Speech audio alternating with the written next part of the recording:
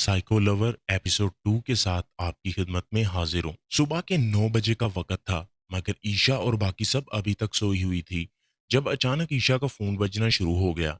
रात वाले नंबर से ही दोबारा कॉल की जा रही थी। नींद में गाफिल ईशा ने देखे बगैर ही आंखें बंद की कॉल अटेंड कर ली। कौन है?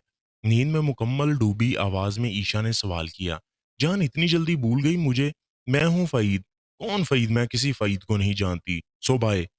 बेजारियत से कहते हुए ईशा कॉल काटने लगी। जब अचानक सामने से कहा गया, यार बात तो सुन लो, कॉल मत बंद करना तुम। इतनी जल्दी कैसे भूल गई मुझे? हाँ परी यार, कल रात को ही तो तुमने मुझे आई लव यू कहा था, अब भूल भी गई।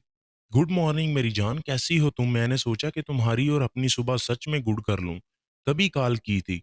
फईद की बातों पर ईशा चूं कर उठ बैठी और अपने साथ सोई हुई परी और मिशल को हाथ की मदद से झंझोड़ने लगी।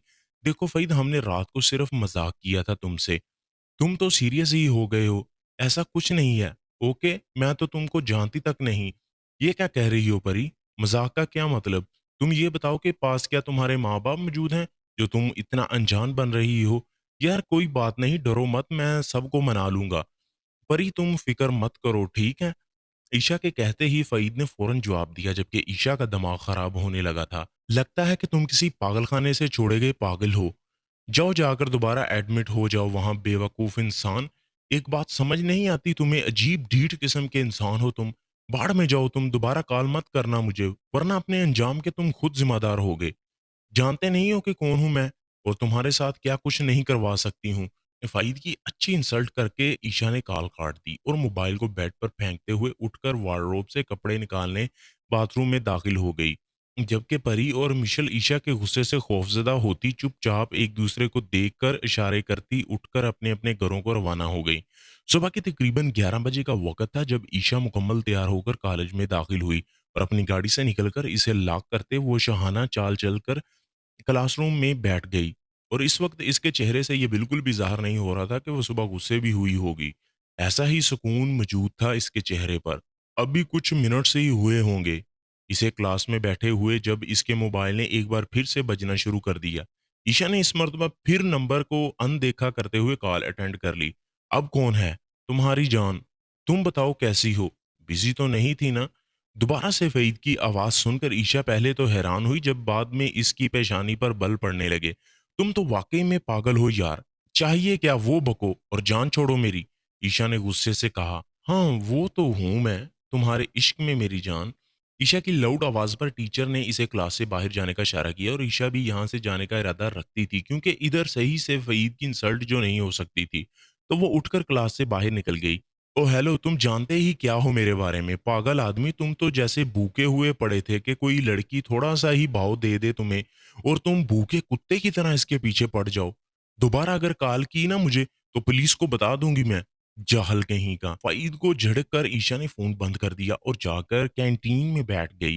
कुछ देर वहां बैठ के जब वो बोर होने लगी तो उठकर अपने घर चली आई, क्योंकि शाम को वैसे भी मकबूल साहब घर आने वाले थे। मकबूल साहब और ईशा ने रात का डिनर एक साथ ही किया था और हल्की-फुल्की बातचीत करके सोने की गर्ज से मकबूल साहब अपने कमरे में चले गए और ईशा अपने कमरे में आकर बेड पर लेट गई और मोबाइल यूज़ करने लगी। जब अचानक इसके मोबाइल पर एक मैसेज वसूल हुआ। ईशा राना उर्फ मेरी परी, अब तुमसे मिलकर ही बात होगी।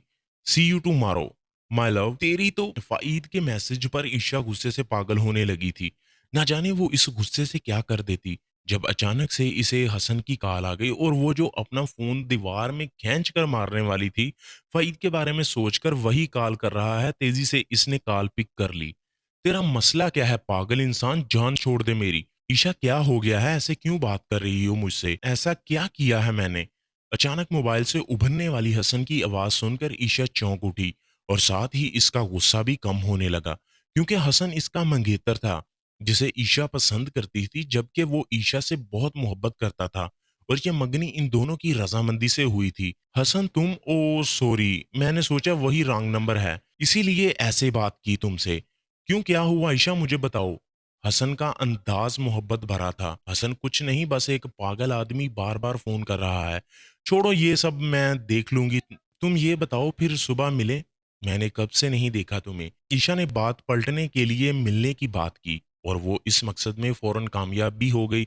हाँ, हाँ, ये तो है, बहुत मिस कर रहा हूँ मैं भी। लेकिन कहाँ पर मिलें डिसाइड करो तुम।